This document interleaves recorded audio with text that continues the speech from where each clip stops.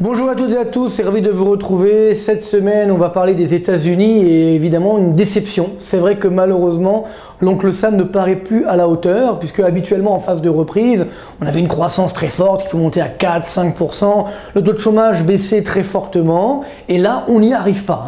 Depuis le début de la récession jusqu'à aujourd'hui, le PIB américain n'a augmenté que de 0,6%, ce qui est quasiment rien, alors que habituellement à ce stade du cycle, c'est-à-dire au bout de 13 trimestres après le début de la récession, on a une augmentation du PIB comprise entre 3,5 et 7%. On voit bien l'écart. Alors évidemment, si on est optimiste, on va dire qu'il y a un effet de rattrapage qui va s'opérer demain. Mais si on regarde un peu la réalité, on se rend compte que même aux États-Unis, il n'y a plus cette dynamique de croissance. Dès qu'on atteint les 3% de croissance, eh bien on le voit, on repart à la baisse. Le taux de chômage, parallèlement, qui avait bien commencé à baisser, repart également à la hausse.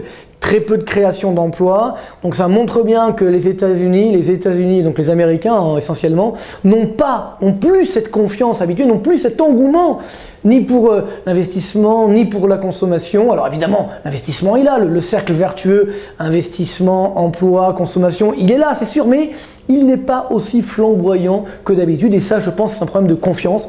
Confiance notamment dans l'administration Obama, dans la mesure où ce qui a été fait jusqu'à présent, c'est surtout une augmentation des dépenses publiques et malheureusement, on n'a pas réussi à restaurer une croissance forte. Donc c'est là l'erreur qui a été faite. Alors, néanmoins, qu'on soit rassuré, globalement, les Américains ont déjà eu des coups de semonce comme ça, des coups de pompe, comme on pourrait dire.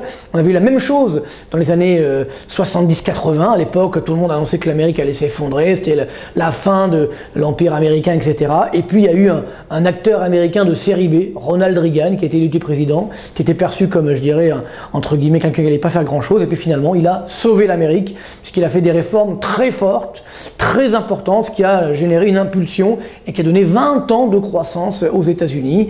Et donc maintenant les Américains, ils repartent à la baisse et donc ils ont besoin d'un nouveau Ronald Reagan finalement. Donc c'est clair qu'à ce stade, Obama perdra les élections de 2012 vraisemblablement. La question est de savoir qui sera le prochain Ronald Reagan pour permettre justement à l'économie américaine de redémarrer.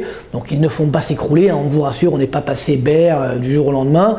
Simplement, on aura une croissance américaine autour des 2,5 à 3%. Donc c'est quand même relativement mou, un taux de chômage qui va baisser mais modérément.